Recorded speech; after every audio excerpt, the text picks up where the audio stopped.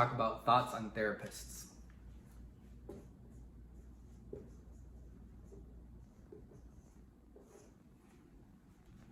I think most people want to know, should I have a therapist? Is that going to help? You know, what are your thoughts on that?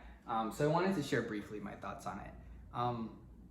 I think a lot of times people go to a therapist expecting or hoping that that therapist is kind of going to sit down with them and problem solve with them and help solve their problems and give them all these strategies and you got to do this, this, this, and this. And, you know, that's not what therapy is, at least maybe 95 to 99+% of the time, that's not what it is.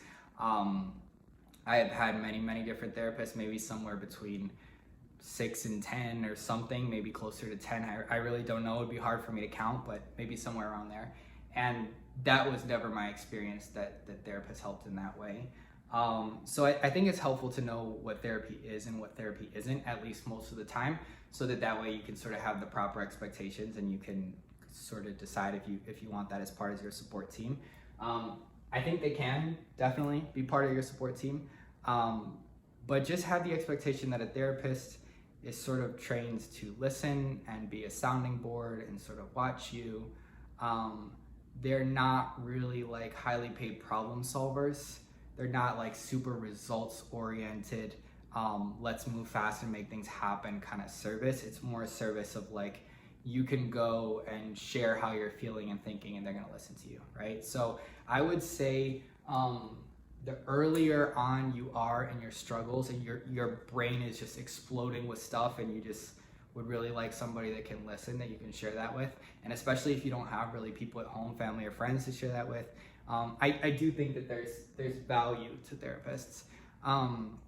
I just think it's helpful to kind of understand what they do and what they don't do, at least typically, right?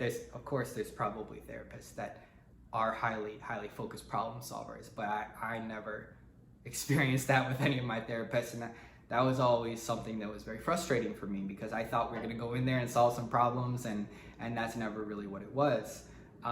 So just have the proper expectations.